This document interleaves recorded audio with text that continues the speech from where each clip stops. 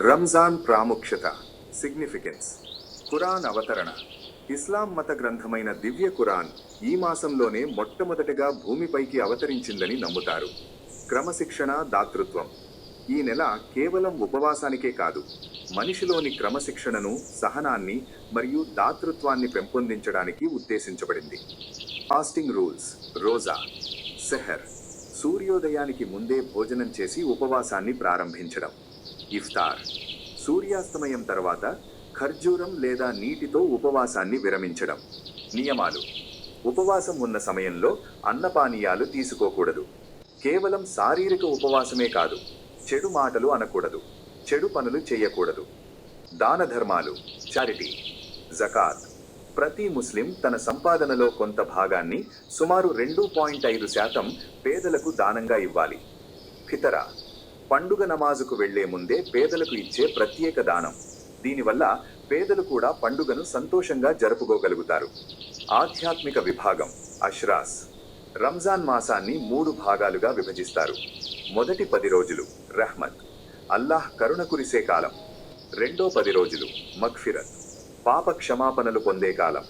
చివరి 10 రోజులు నజాత్, నరక అగ్ని నుండి విముక్తి పొందే కాలం. ఆరోగ్య ప్రయోజనాలు.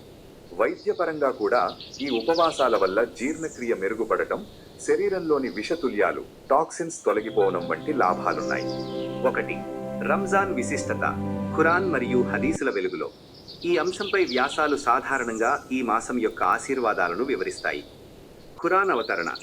మానవాళికి మార్గదర్శకత్వం వహించడానికి అల్లాహ్ పవిత్ర ఖురాన్ను రంజాన్ మాసంలోనే ప్రసాదించాడు. పుణ్యాల పెరుగుదల. ఈ మాసంలో ఒక నఫిల్ అంటే ఐచ్ఛిక ప్రార్థన పుణ్యం ఒక ఫర్జ్ అంటే నిర్బంధ ప్రార్థనతో సమానం. అలాగే ఒక ఫర్జ్ ప్రార్థన పుణ్యం 70 రెట్లు పెరుగుతుంది. నరక నుండి విముక్తి. హదీసుల ప్రకారం రంజాన్ ప్రతి రాత్రి లెక్కలేనంత మంది పాపులకు నరకాగ్ని నుండి విముక్తి లభిస్తుంది. 2. ఉపవాసం మరియు తక్వా. ఆధ్యాత్మిక కోణం. ఉపవాసం అంటే కేవలం ఆకలితో ఉండటం మాత్రమే కాదు. దీని అసలు ఉద్దేశం తక్వా అంటే దైవభీతి పెంపొందించుకోవటం. అవయవాల ఉపవాసం. కళ్ళు, చెవులు, నాలుక మరియు హృదయాన్ని పాపాలకు దూరంగా ఉంచడమే ఉపవాసం యొక్క అసలైన ఆత్మ. నైతిక సంస్కరణ. అబద్ధాలు, పరనింద అంటే చాడీలు మరియు గొడవలకు దూరంగా ఉండటం వల్ల ఉపవాసం సంపూర్ణమవుతుంది. 3. ఆరోగ్యం మరియు ఆహారం. వైద్యపరమైన సూచనలు.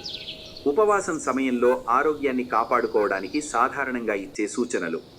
సహరీ ప్రాముఖ్యత. రోజంతా శక్తివంతంగా ఉండడానికి సహరీలో ఆలస్యంగా జీర్ణమయ్యే ఆహారాలు, ఉదాహరణకు ఓట్స్, గుడ్లు మరియు పీచు పదార్థాలు తీసుకోవాలి. ఇఫ్తార్లో మితం. ఇఫ్తార్ సమయంలో వేయించిన మరియు అధిక చక్కెర కలిగిన పదార్థాలకు దూరంగా ఉండాలి. ఖర్జూరం మరియు నీటితో ఉపవాసాన్ని విరమించడం ఉత్తమం. హైడ్రేషన్. శరీరంలో నీటి కొరత ఏర్పడకుండా ఉండడానికి ఇఫ్తార్ నుండి సహరీ మధ్యలో 2 నుండి 3 లీటర్ల నీళ్లు త్రాగడానికి ప్రయత్నించాలి. 4. రంజాన్ నియమాలు. ఫిక్ లేదా ధర్మశాస్త్ర మార్గదర్శకత్వం. ఈ విభాగంలో ఉపవాసానికి సంబంధించిన నిబంధనలు వివరించబడతాయి. ఉపవాసం విచ్ఛిన్నం చేసే పనులు, కావాలని తినడం, త్రాగడం లేదా ఉపవాసాన్ని వదిలివేయడానికి సంబంధించిన నియమాలు. మినహాయింపులు.